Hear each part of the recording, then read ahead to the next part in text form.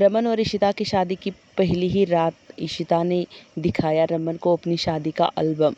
इसी बात को देखकर रमन को हुआ पैनिक अटैक। लगा इल्ज़ाम इशिता पर। आगे बढ़ने से पहले आपने अभी तक हमारे चैनल को सब्सक्राइब नहीं किया तो कर लेना और वीडियो को एक लाइक ज़रूर कर देना।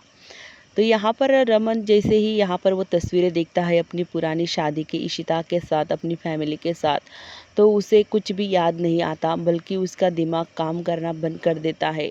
इशिता बार बार रमन से कहती है कि रमन जी देखिए ना कि कैसे हमारी शादी हुई थी, हम पहले भी शादी कर चुके हैं, मतलब ये शादी हमारी पहली बार नहीं हुई है। इसी बात कि मतलब रमन एकदम से शॉक हो जाता है कि ये इशिता जी क्या कह रही है। यहाँ पर रमन अपनी शादी की तस्वीरें देखता है, उसे धुंधला धुंधला नज़र आता है।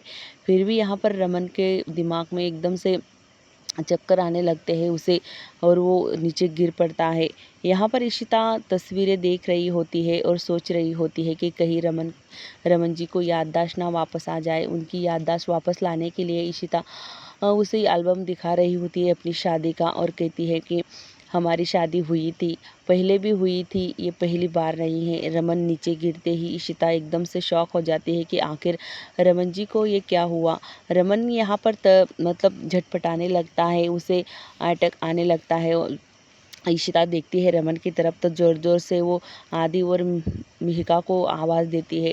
आदि और मिहिका दौड़कर आते हैं, देखते हैं कि रमन नीचे गिरा हुआ है और इशिता उसके पास है। यहाँ पर आदि कहता है कि क्या हुआ इशिमा, पापा को क्या हुआ। इशिता कहती है कि कुछ नहीं, मैंने मतलब शादी की तस्वीरें दिखाई रही थी, तब तक उन्हें ऐसा कुछ होगा मुझे अंदाज़ा भी नहीं था। यहाँ पर इशिता और आदि मिलकर रमन को उठाते हैं और बेड पर डालते हैं। इशिता काफ़ी रोती है और कहती है कि आदि तुम जल्द से जल्द डॉक्टर को बुलाओ। आदि और इशिता रमन को ऊपर बेड पर डालते हैं। फिर यहाँ पर इशिता कहती है कि आदि तुम जल्द से जल्द डॉक्टर को फ़ोन लगाओ। तभी यहाँ पर सब घर वालों को पता चल जाता है कि रमन की तबीयत खराब हो चुकी है। रमन की माँ इशिता से कहती है कि तुम दूर ही रहो, मनुष्य हो तुम। जब से इस घर में कदम रखा है मनुष्यति फैला के रखी है तुमने, हमारे परिवार को बर्बाद करके छोड़ा है, और मेरे बेटे से दूर ही रहो। मैं मतलब सिम्मी ठीक ही कहती थी कि तुम मनुष्य हो। जब से घर में आई हो तब से कुछ ना कुछ मेरे बेटे के साथ और मेरे परिवार के साथ होता रहता है। यहाँ पर जो सिम्मी होती है वो कहती है कि कोई भी डॉक्टर नहीं आएगा, जो पहले का डॉक्टर है वही आएगा। पर इशिता कहती है कि नहीं, जो मैं बुलाऊंगी वही डॉक्टर आएगा। मुझे पता है तुम रमन जी की तबीयत खराब करना चाहती हो, उन्हें दवाइयाँ गलत देना चाहती हो। सिम्मी कहती है कि तुम्हारा दिमाग खराब हो गया है, मैं मेरे भाई को गलत दवाइयाँ क्यों दूंगी।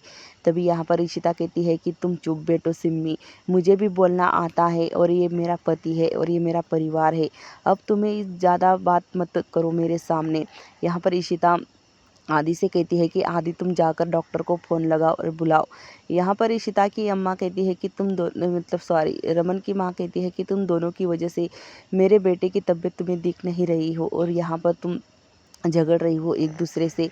यहाँ पर इशिता कहती है कि नहीं माँ जी, मम तभी यहाँ पर पीहू आती है और देखती है कि रमन की तबीयत बहुत ज़्यादा ख़राब हो चुकी है। वो भागी दौड़ी जाती है इशिता की अम्मा और अप्पा के पास। यहाँ पर सिमी एकदम से चिंता में पड़ जाती है कि कहीं इशिता के सामने उसकी सच्चाई खुल ना जाए। यहाँ पर रमन तड़प रहा होता है। इशिता रमन की हालत ऐसी देखकर काफ़ी रोती है। तभी पीहू आती है, इशिता के अप्पा से कहती है कि मेरे पापा की तबीयत बहुत ज़्यादा ख़राब हो चुकी है और इशिमा रो रही है।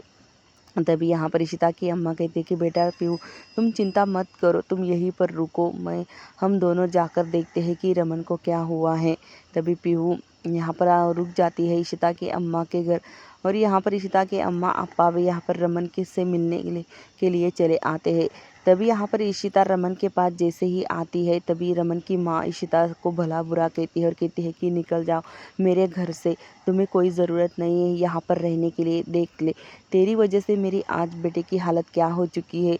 तू नहीं थी तो मेरा बेटा बिल्कुल ठीक था, और जब से तुम यहाँ पर आई हो तुमने कदम रखा है मेरे घर में, मनुष्यति फैला कर रखी है। तुम मनुष्य हो, हमारे परिवार के लिए निकल जाओ यहाँ से।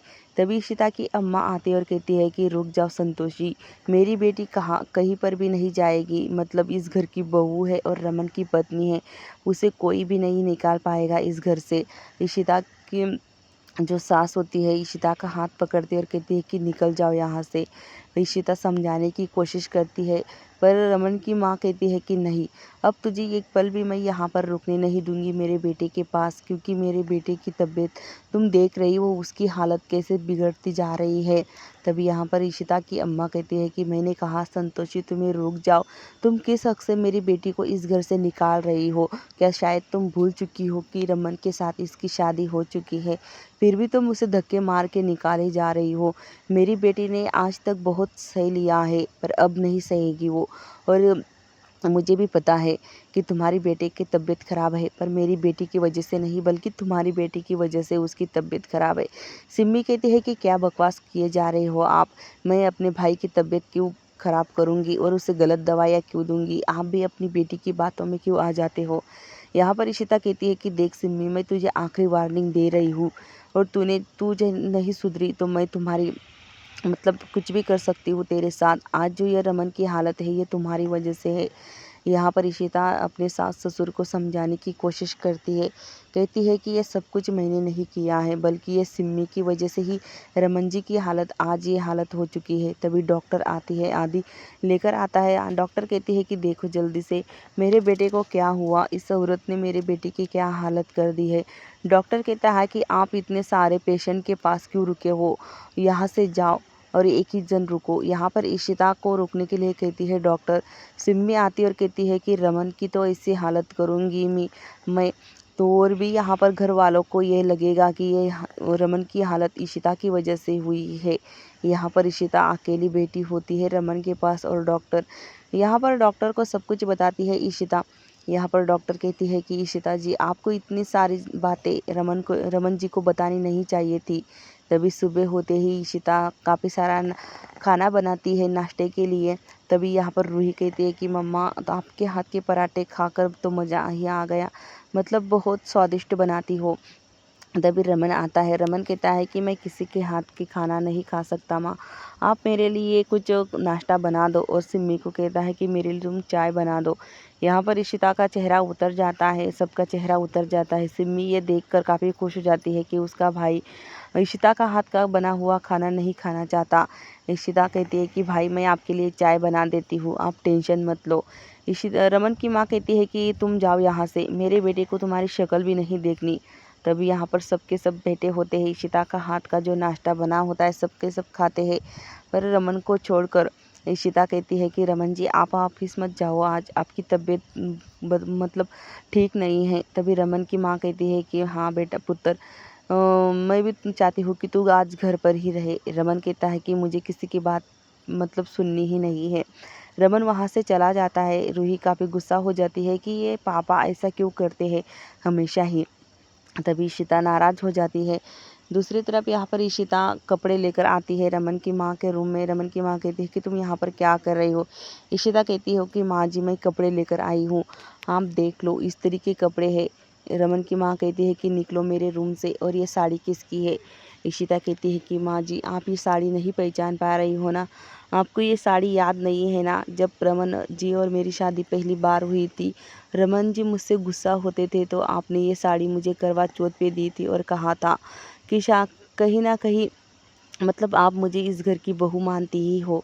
और पहली बार आपने ये साड़ी मुझे करवा चौथ पर दी थी तो आप कितनी खुश थी, आप कितना प्यार करती थी मुझसे, और कहा करती थी कि बेटा हमेशा मैं तुम्हारे साथ हूँ, चाहे रमन तुम्हारे साथ खड़ा हो या ना हो, पर मैं हमेशा तुम्हारे साथ हूँ। पर अब ऐसा क्या हो गया जो हमारे बीच में इतनी दूरियां आ गई, क्या आप भुला नहीं सकते। तभी इशिता, रमन की माँ की आंखों में आंसू आ जाते हैं और इशिता की तरफ देखती है। तभी यहाँ पर इशिता की बातें उसे याद आने लगती है कि कैसे इशिता ने कहा था कि सिम्मी की बेटी को उसने ही मारा था सिम्मी से बदला लेने के लिए।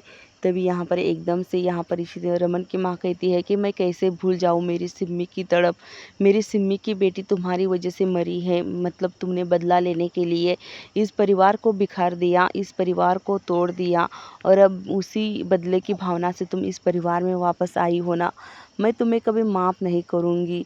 वो उस वक्त मेरी बेटी ने अपना दुख भुलाकर इस परिवार को संभाला था, इस परिवार के लिए वो खड़ी हुई थी।